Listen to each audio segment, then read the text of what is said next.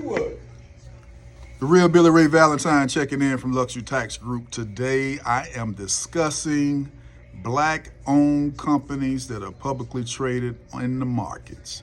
Many of you know, and some of you don't know, that I am the former CEO of a publicly traded company, the first black CEO of a publicly traded company in the history of the state of Florida.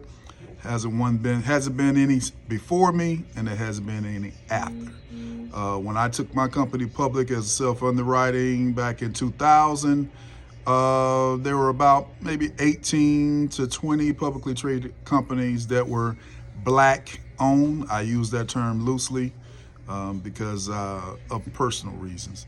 But right now there's about 9 companies that I'm looking at from impactinvestor.com, cite your sources.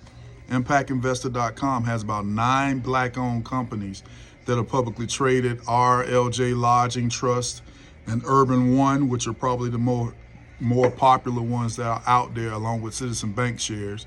But there's a few others: American Shared Hospital Services, Carver Bank Corp, Broadway Financial Corp, Global Blood Therapeutics, Ping Identity Holdings is another one. I own several of those companies, either in my personal portfolio or in my business portfolio with various trading companies on the street.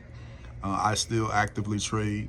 I'm a former Series 7, Series 3, Series 24, and Series 63 registered representative.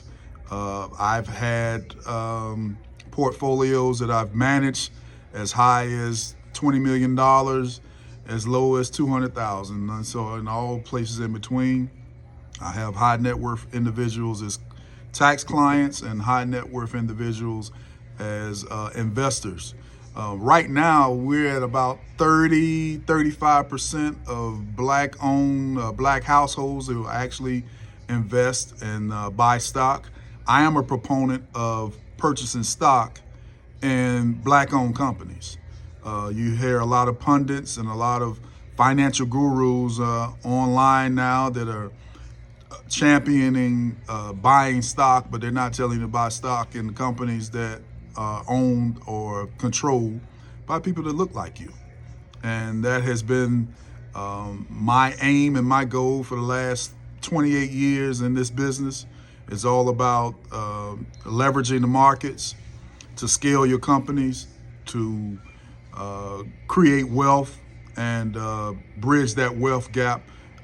Like I stated earlier, about 35% of households, black households, purchase stock, and about 65% of our counterparts purchase stock. So typically, back in my cold calling days and my stock jock days as a Series 7 broker, I would typically call maybe 1 out of every 20 homes that I made a phone call to was a black home.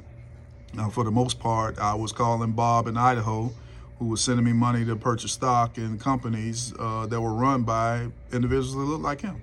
So out of the thousands of companies that are publicly traded, we need to put our dollars behind companies that are run by people like us, in order for us to bridge the wealth gap in our community. This has been another episode from your friendly neighborhood economist, the real Billy Ray Valentine.